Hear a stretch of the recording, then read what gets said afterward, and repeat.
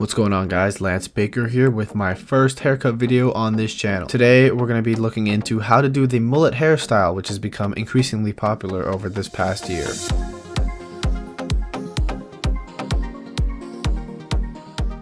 Since my client does have very long hair, I decided I was going to use my shears to trim it down a bit so I could see what I was really working with. He also has really curly hair, so I used my pick to detangle everything.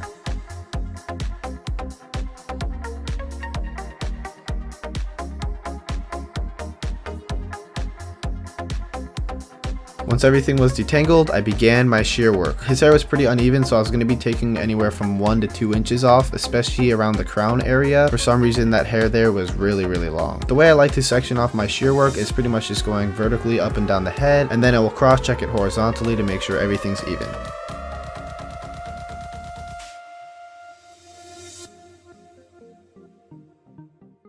Alright, finally time to get into the good stuff. I started off by using my pick again to make sure the hair was all even, and then I took my magic clips to just do a little bit of freehanding around the sides just to clean everything up so I could make my first guideline. We're starting out with the number 2 open to kind of debulk, and then once that guideline's created, I'm going to close the number 2 and go right below that. After you're done with that, you're going to take the guard off and make the first guideline with your clipper. Next, you're going to go right underneath that guideline with your trimmer and then your foil shaver. This is the best method in my opinion to make sure that you have no harsh line from your foil to your clipper. Step number 3 is to make a guideline with the number 1 closed. Then we're going to fade down using the half guard from open to close as we move down the head. And once we're done with that, we're going to repeat the same process with the no guard from open to close to remove that final guideline. At this point of the haircut, you should have a blend from skin all the way to a number 1. Next, we're going to fade down with that half guard from that 2, so we're going to start off open and then move close again as we work down the head. Also, I'm sorry about the lighting right now. I didn't have enough time to set up the manual exposure, so I had to throw on auto. I hope you guys will bear with me. The final step is to put on that 1 guard open to get rid of that final guideline.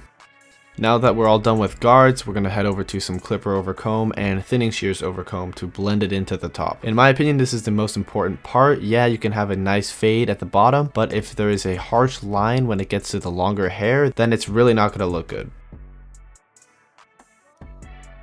And the final part of this haircut is the lineup. I decided to leave his hairline natural, so all I will be doing is edging up the hooks and around the ears.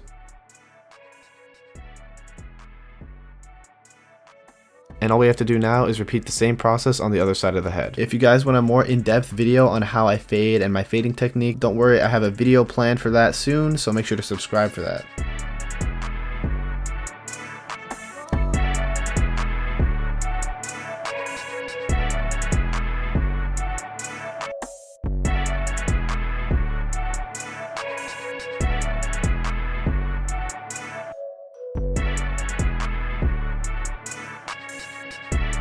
And one last thing I like to do with the mullets is to clean up the neck hair underneath, so please make sure you do that or else you're going to leave your boy looking scraggly back there.